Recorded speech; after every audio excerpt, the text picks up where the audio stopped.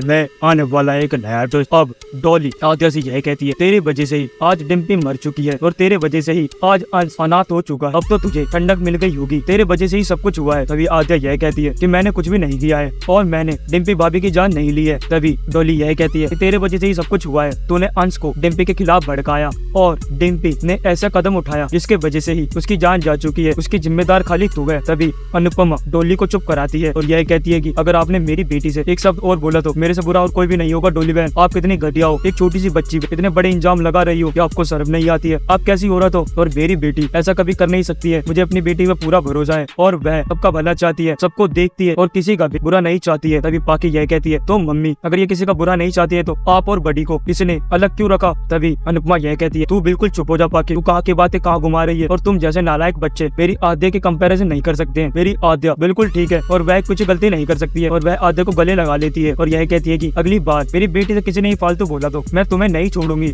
अभी लीला यह कहती है कि तुझे अपनी बेटी को बचाने की जरूरत नहीं है क्योंकि तेरी बेटी ने ही डिम्पी की जान ली है। अब बता अंश कैसे रहेगा, तेरे वजह से आद्या के वजह से डिम्पी की जान गई है और हम आद्या को नहीं छोड़ने वाले हैं। आद्या को कड़ी से कड़ी सजा जरूर मिलेगी। तभी किंजल बा को यह कहती है कि बा आप ये क्या बोल रही हो, क्या आपको पता भी है अब आद्या के खिलाफ बोल रही हो। आद्या सारे बच्चों का ध्यान रखती है और वह किसी बच्चे को किसी के खिलाफ नहीं भड़काती है और आप भी इनके जैसे ही बोलोगे कैसा ठीक रहेगा। आद्या कभी भी किसी की जान नहीं ले सकती, जो भी हुआ है वह खाली एक इत्तेफाक था और इत्तेफाक किसी के साथ भी हो सकता है। तभी डॉली यह कहती है, किंजल तुम्हें अनुपमा और आद्या का सपोर्ट नहीं करना चाहिए, तो तुम्हें पता भी है कि क्या हो गया है। अगर तुम यह सोच रही हो इत्तेफाक था तो यह बिल्कुल गलत है। आद्या ने जानबूझ के आग में डिम्पी को धक्का दिया, तभी डिम्पी के साथ ऐसा हुआ है। तभी किंजल यह कहती है कि अगर आद्या ने डिम्पी को आग में धक्का दिया होता तो आद्या भी आग में चली जाती। क्या बात बोल रही हो हुई आप। आद्या तो जबकि डिम्पी की मदद कर रही थी और मम्मी ने आद्या को बाहर निकाला, वह तो बाहर भी नहीं आना चाह रही थी और डिम्पी की हालत आज ऐसी इसलिए है क्योंकि डिम्पी बेहोश थी। अगर डिम्पी भी होश में होती तो शायद मम्मी उन्हें निकाल लेती। पर और आप इतना बोल रही हो, आप भी तो वही थी ना, आप आग के अंदर क्यों नहीं गई और सारा दोष आज आद्या पे लगा रही हो। आप तो खुद बाहर खड़ी थी। अगर आपको डिम्पी की इतनी फिक्र थी तो उस टाइम आपने डिम्पी को क्यों नहीं बचाया और अब सारा दोष आद्या को दे रही हो कि आप चाहती हो कि आद्या फंस जाए, पर ऐसा नहीं होगा।